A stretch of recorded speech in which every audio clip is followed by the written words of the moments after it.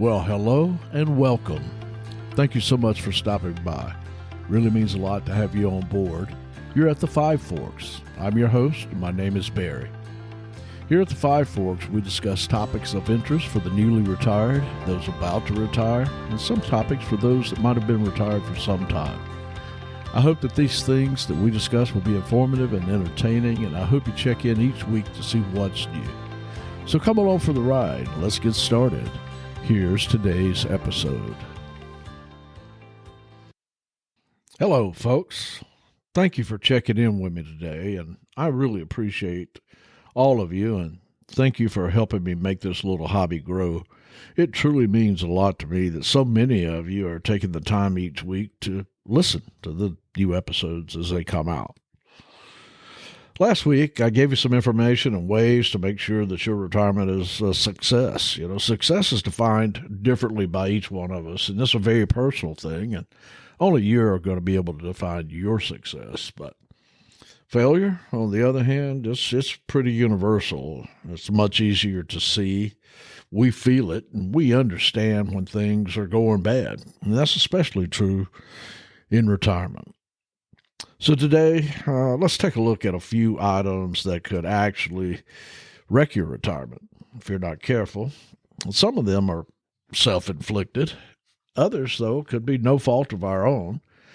But no matter which one hits us, we can mitigate the impact of some of the so-called retirement pitfalls with a little bit of planning.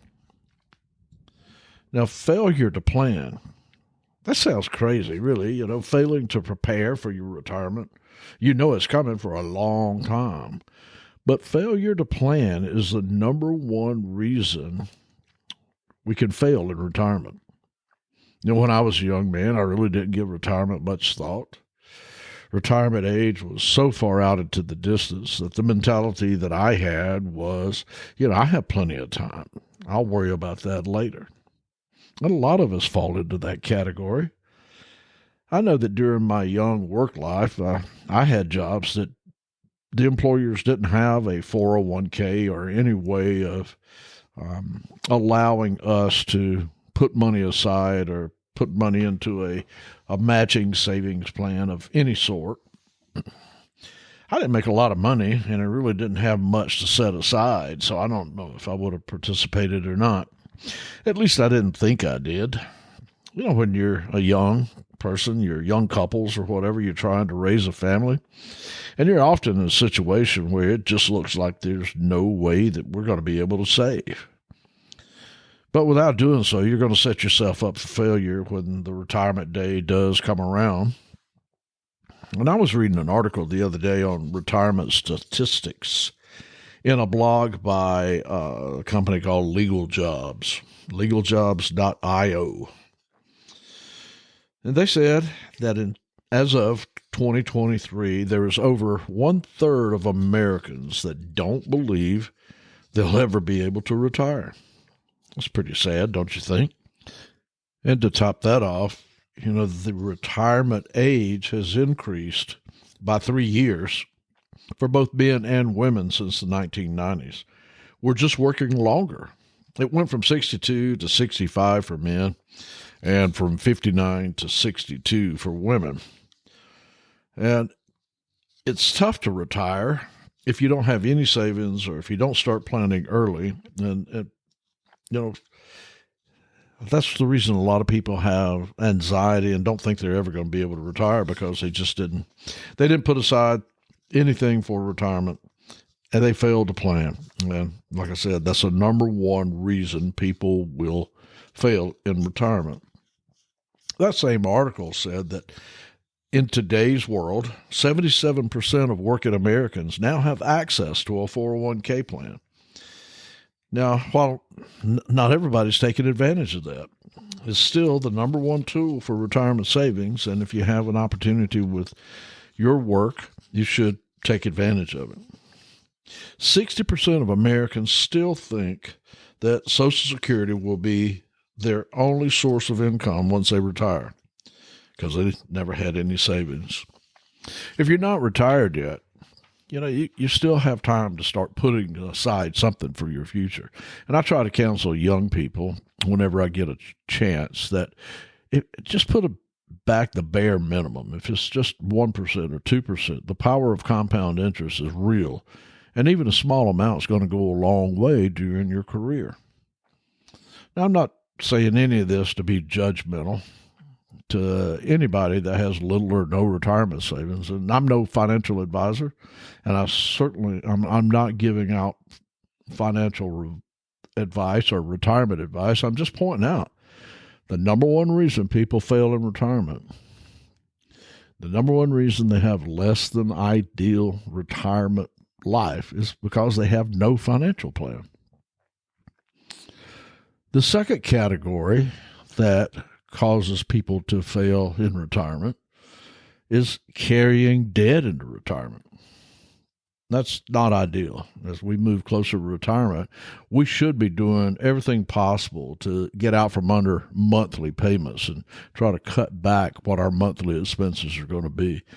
Debt robs us of significant resources that could be used to travel, build an emergency fund, or in general, just keeps us from doing things that we enjoy because we're burdened with those monthly payments. In the same article that I referenced above, one of the most concerning statistics that I've ever seen was that baby boomers still have almost $200,000 in mortgage debt and another $25,000 of non-mortgage debt in retirement. I don't know about you, but to me, that's just not something that I could ever recommend for retirees. I could always, just folks, unless you have a tremendous amount of savings and investment nest egg that's large, or if you have substantial income coming in during your retirement, debt's going to sink your retirement. It's another example of failure to plan. It's just common sense to me. I believe you must be debt-free or you risk wrecking your retirement.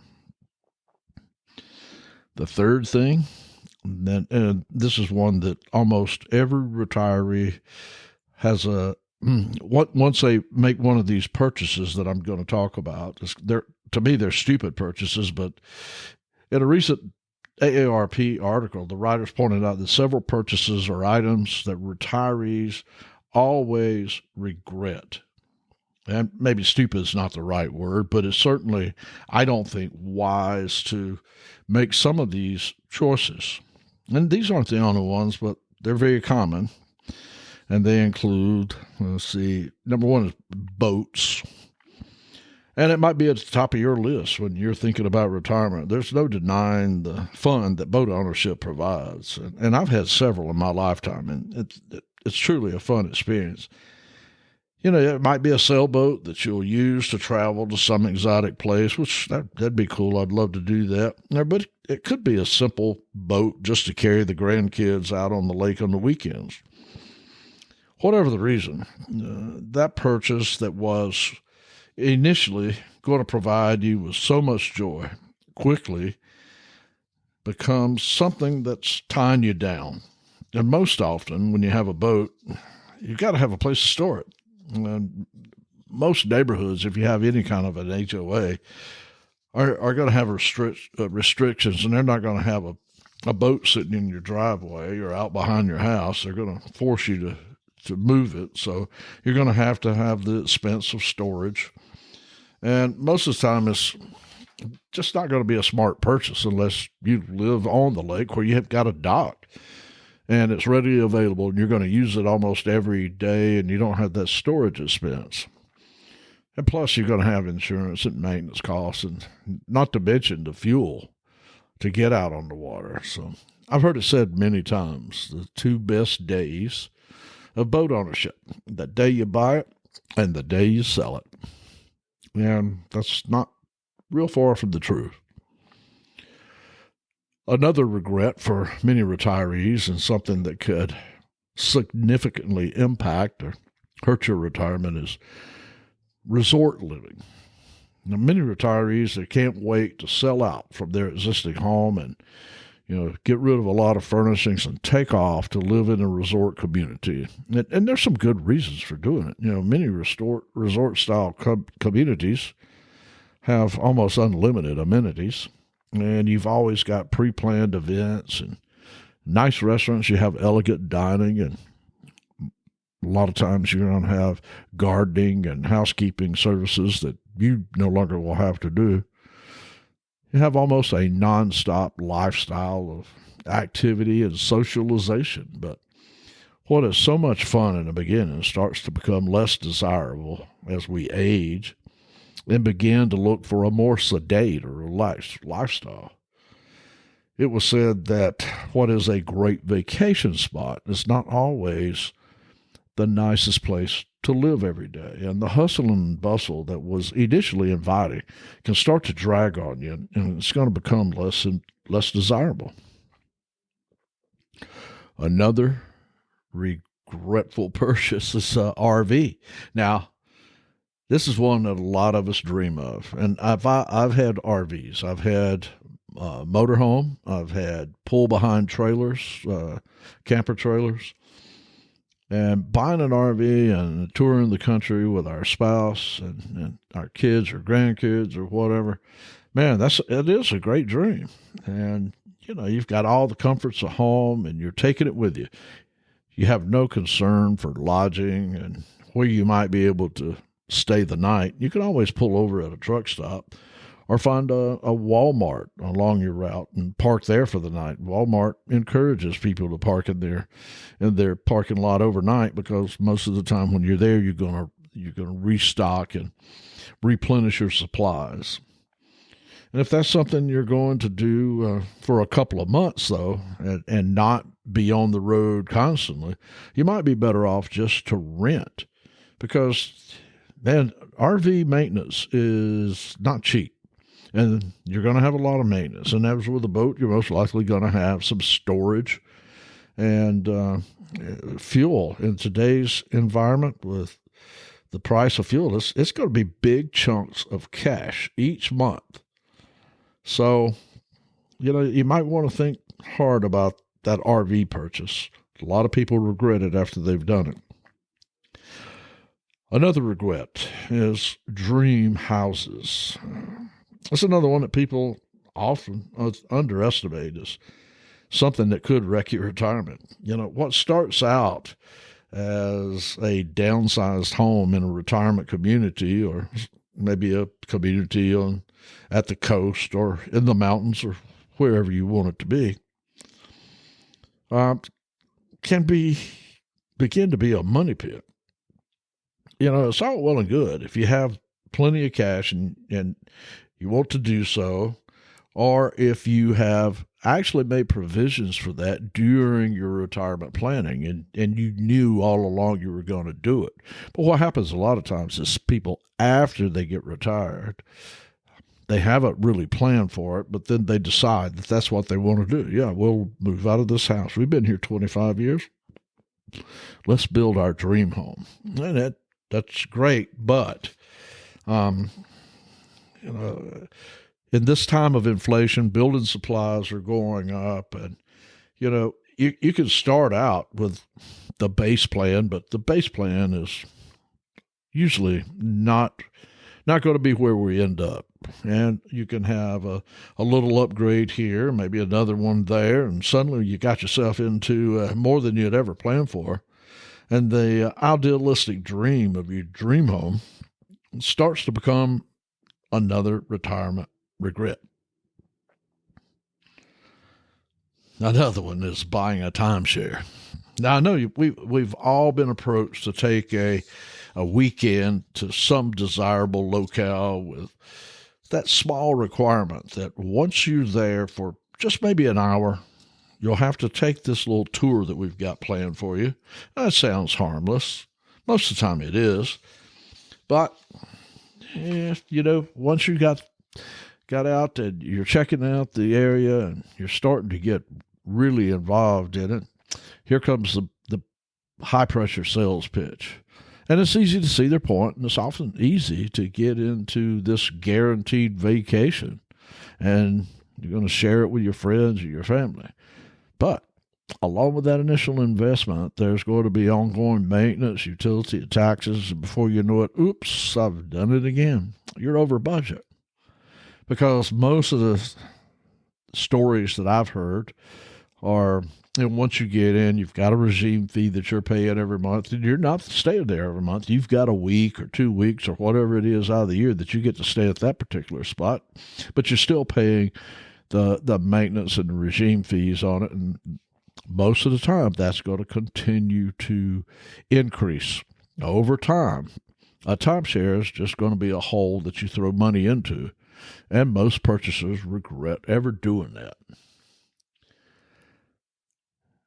Now, I like nice cars. I've had some. I've had several nice cars in my life. And some might even be considered fancy. Most all of them were probably not practical.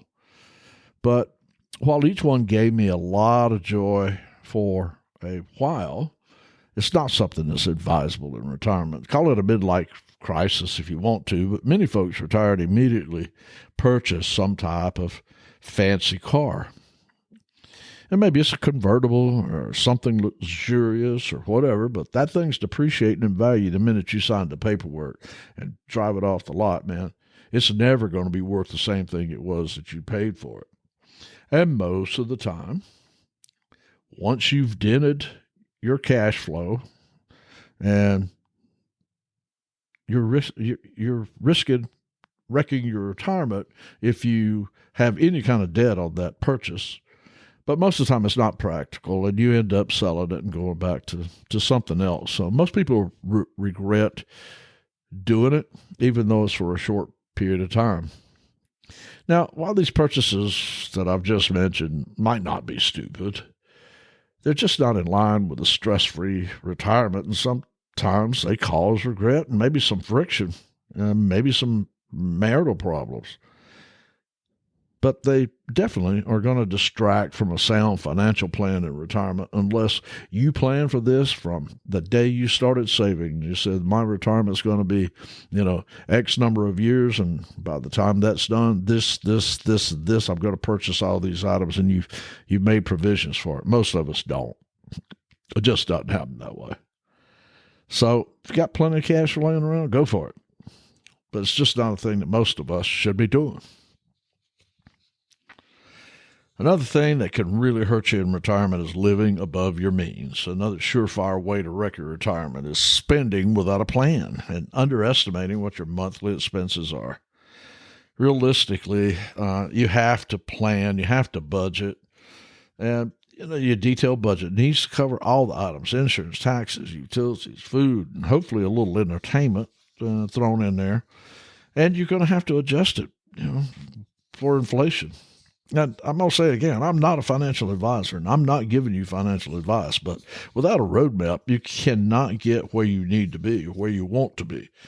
Not only do you need to have a sound budget, but you need to continue to plan and adjust as you go through your retirement and revise that budget accordingly so that you can live within your means and stay within that framework that you have.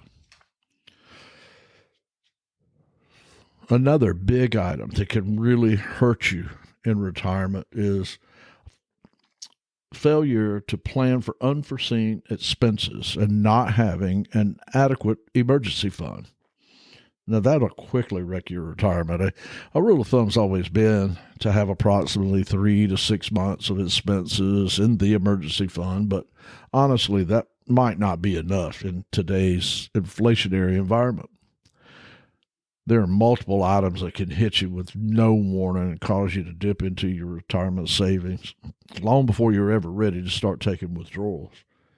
Medical emergencies are a big one and a lot of times they're just quite unexpected. You could have an accident, there could be an illness, any kind of unexpected surgery. These are all medical emergencies that can wipe out an inadequate emergency fund. Home repairs, that's a major one, and you need to plan well in advance for expensive items such as a new roof or a new HVAC unit. Now, I faced this firsthand recently. I got out of bed on Thanksgiving morning and I walked out into the hallway and something didn't seem quite right. I thought, man, I think I got a problem here. So I checked the thermostat. It was set to 70 degrees Fahrenheit, but the inside temperature was, I don't know, in the mid 60s somewhere.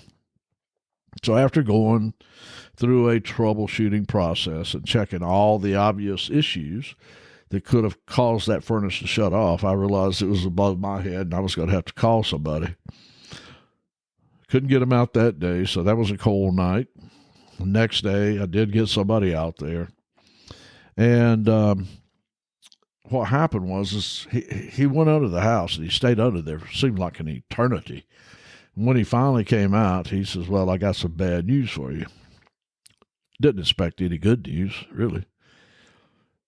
But the inducer motor in my 18-year-old furnace had broken a shaft, so that motor wasn't readily available. They still make them. They were available, but it wasn't going to be cheap, and it was going to take a while to get. And as we went through the different scenarios, it's got an 18-year-old furnace, and if you replace the inducer motor, you still got something else probably that's going to go wrong down the road. So I made the decision to replace the furnace. Now, that's not a cheap item. And so after a few cold days in the house, I got it replaced. But if I had not had an emergency fund that was sufficient to cover the cost, it could have been catastrophic. And car repairs can be equally as bad. It depends, I guess, on the brand of automobile that you drive. But some of the more expensive brands, I'm not going to call any names. You can probably figure out which ones they are, but man, some of those repairs could be just as expensive as buying that new furnace that I had to do. So if you're not covered with an emergency fund when these things come up, it can wreck you. It can really hurt your retirement and cause a lot of stress. And right now I'm into having low stress. I hope you are too. Now, today's episode wasn't meant to bum you out. It wasn't meant to be negative. It's just that I'm trying to remind all of us, myself included, that we got to be on our toes during retirement. It's the best time of our life, and each day should be a joy, and it can be an exciting journey, but we still got to plan and navigate the pitfalls of life. I mean, it can be a lot harder to recover from a mistake or an unexpected expense in retirement. So be vigilant, prepare, and when possible, get ahead on some of those maintenance items. Take care of your health and try not to get into anything that's too risky. And in doing so, you'll be prepared to enjoy these, what I guess we should call our golden years. Well, that does it for today. Thanks again for stopping by, and I hope you enjoyed this episode. Please leave me a comment. Let me know how I'm doing. Like, subscribe, and follow so you'll know when a new episode is available. And share this with your friends. And if you like the content, you can always buy me a coffee. That link's www.buymeacoffee.com/@the5. Once again, you've been listening at the Five Forks. And until next time, when faced with a fork in the road, take it.